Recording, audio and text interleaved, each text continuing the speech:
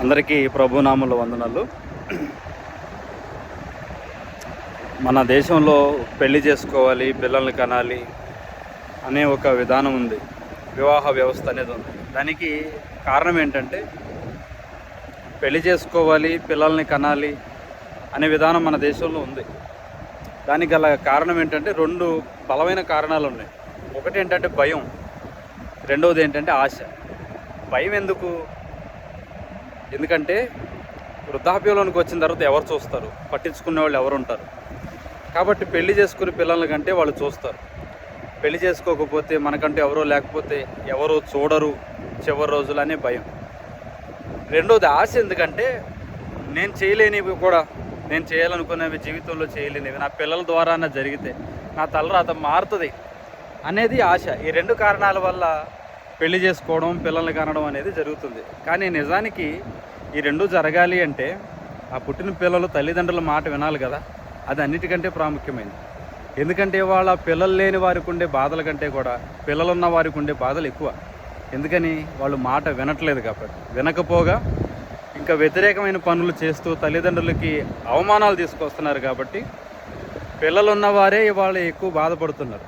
అన్నిటికంటే ముఖ్యమైనది ఏంటంటే పిల్లలు మాట వినడం ముఖ్యం. మరి పిల్లలు మాట వినాలంటే ఏం చేయాలి చెప్తాను చూడండి. పిల్లలు మాట వినాలి అంటే తల్లిదండ్రుల ముందు దేవుని మాట వినాలి. దానికి దీనికి లింక్ ఏంటంటారేమో. తల్లిదండ్రులు పిల్లలకి అద్దం లాంటి వాళ్ళు, ప్రతిబింబం లాంటి వాళ్ళు. పిల్లలు తల్లిదండ్రులు చెప్పే మాటలు వింటూ పెరగరు. వాళ్ళు తల్లిదండ్రుల ప్రవర్తనను చూసి పెరుగుతారు. తల్లి ఎట్లా ప్రవర్తిస్తుందో, తండ్రి ఎలా ప్రవర్తిస్తున్నాడో వాటిని బట్టే పిల్లల జీవితాలు ఉంటాయి.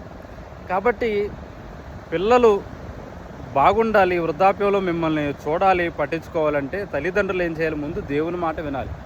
ఉదాహరణకి సముద్రాలు తీసుకోండి. నేను ఇప్పుడు సముద్రం దగ్గరికి వచ్చాను. సముద్రం దగ్గరికి వచ్చేసరికి దేవుడు నాకు మనసులో ఈ ఆలోచన పెట్టాడు. ఇప్పుడు ఇంత మహాసముద్రాలు ఉన్నాయి. వీటి లోతు సుమారుగా 11 కిలోమీటర్లు. మారియానా ట్రెంచ్ అనే ప్రాంతంలో సముద్రం లోతు 11 కిలోమీటర్లు అక్షరాల. ఈ సముద్రంలో ఉన్న నీరంతా భూమి మీదకి వచ్చింది అనుకోండి. ఎందుకంటే 3 వంతులు నీరే కదా, 1 వంతే భూమి ఉంది. భూమి మీదకి వచ్చి నిలబడితే కొన్ని కిలోమీటర్ల ఎత్తు నీళ్లు నిలబడతాయి. అయినా ఎందుకు రావట్లేదు? అవి ఇక్కడ దాకే తీరం వరకే వచ్చి ఎందుకు వెనక్కి వెళ్ళిపోతున్నాయి అంటే ఈ తీరం అనేది దేవుడు వాటికి నియమించిన హద్దు. దేవుని ఆజ్ఞకు లోబడి అవి ఈ తీరం వరకు వచ్చి వెనక్కి వెళ్ళిపోతున్నాయి, ఓళ్ళ మీదకి రావట్లేదు. ఒకవేళ అవి దేవుని మాటకు లోబడలేదనుకోండి, తీరం దగ్గర ఆగవు కదా, ఆగిపోతే ఓళ్ళ మీదకి వస్తాయి. ఇప్పుడు సముద్రాన్ని చూడడానికి మనం వస్తున్నాం, అవి దేవుని మాటకు లోబడుతున్నాయి కాబట్టి. ఒకవేళ అవి లోబడకపోతే అవి వస్తాయి. ఇక అవి వస్తే ఇంకా చూడడానికి ఏమి ఉండదు కదా. కాబట్టి ఎంత మహాసముద్రం అయినా కూడా దానికి ఒక తీరం అనేది ఉంది. ఆ తీరం అనే దానికి మరో పేరేమిటంటే దేవుని ఆజ్ఞ. దేవుని ఆజ్ఞకి అవి లోబడుతున్నాయి కాబట్టి అవి ఇక్కడ వరకు వచ్చి ఆగుతున్నాయి. వాటి వలన ప్రమాదాలు జరగట్లేదు. మనిషి సముద్రం దగ్గరికి వస్తున్నాడు. ఈ సృష్టిలో సమస్తము కూడా దేవుని మాటకు లోబడుతుంది, ఒక మనిషి తప్ప.